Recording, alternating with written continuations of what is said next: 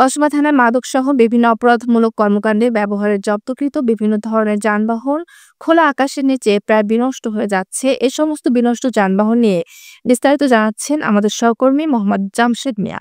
ব্রাহ্মণবাড়িয়ার কসবা থানায় বিভিন্ন সময় মাদকসহ বিভিন্ন অপরাধমূলক কর্মকাণ্ডে ব্যবহারের সময় আইন শৃঙ্খলা বাহিনীর হাতে জব্দকৃত বিভিন্ন ধরনের প্রায় কয়েক শতাধিক যানবাহন খোলা আকাশের নিচে প্রায় বিনষ্টর পথে। এসব যানবাহনের মধ্যে রয়েছে motorcycle, covered van, pickup, private car, CNG ও অটোরিকশা। পাশাপাশি নষ্ট হচ্ছে এসব যানবাহনের মূল্যবান যন্ত্রাংশ। এমতো অবস্থায় দ্রুত যানবাহনগুলোর মামলা নিষ্পত্তি করে এসব যানবাহন নিলামে বিক্রি করা জরুরি বলে মনে করছেন সংশ্লিষ্টরা। ধন্যবাদ মুভি বাংলা টিভিকে। আপনি যে বিষয়টা জানতে চেয়েছেন, দীর্ঘদিন এই মামলার জটিলতার নিষ্পত্তি না হওয়ার কারণে এই মালামালগুলো অত্যন্ত অবহেলা পড়েছিলেন। বর্তমান অফিসার ইনচার্জ মোহাম্মদ আব্দুল কাদের আসার পরে এগুলাকে একটি সাইড করে পরিষ্কার করে রেখেছেন বলে উনি আমাকে জানিয়েছেন বা আমরা দেখতে পেরেছি। যে জিনিসটা হলো যে আপনি জানেন যে ভারতের সীমান্ত এলাকা কসবা সীমান্তবর্তী একটা থানা, ঐতিহ্যবাহী থানা। এখানে মাদক, গাঁজা এবং বিভিন্ন ধরনের অপরাধমূলক এই যে যানবাহনে ব্যবহৃত মালামালগুলা ওনারা জব্দ করেছেন। এবং যে এইগুলো যদি নিষ্পত্তি করা হয়, দ্রুত মামলাগুলো নিষ্পত্তি করা হলে সরকারের একটা মোটা অঙ্কের রাজস্ব আদায় হবে।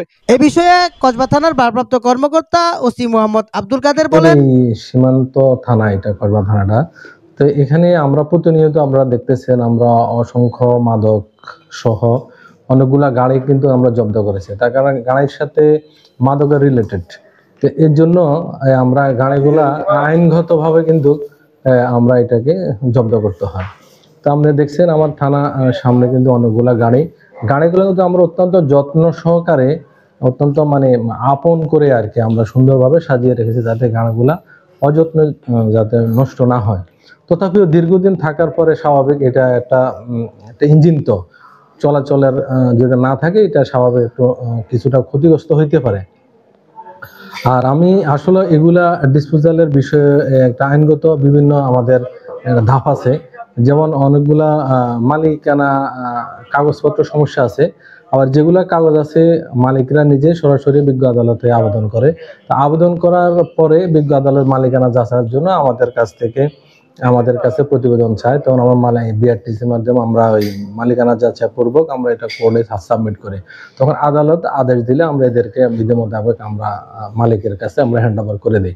আবার কিছু কিন্তু গাড়ি বা যানবাহন আছে যেগুলো মালিকানা যাচাইয়ের জন্য বা মালিকও কিন্তু আবেদন করা নাই কোর্টে, এগুলো একটা। আর আরেকটা হইলো যেগুলা আমরা হয়তো ক্ষতিগ্রস্ত মনে হচ্ছে বা লং পেন্ডিং যেগুলা অনেকদিন হয়ে গেছে, এগুলো হইলো আবেদনও করে নাই, প্লাস এগুলা মাদক বহন করছে যেসব গাড়িগুলা, এগুলা মামলা শেষ না হওয়া পর্যন্ত আমরা এটার কোনো ব্যবস্থা নিতে পারি না এবং আদালত এটা কোনো আদেশ দেয় না। মামলা যখন শেষ হয়ে যাবে তখন আদালতকে আমরা এটা জানাই এবং আদালত এটা আগে মামলা রুজুর সাথে সাথে কিন্তু জব্দ তালিকাগুলো আদালতে চলে যায়।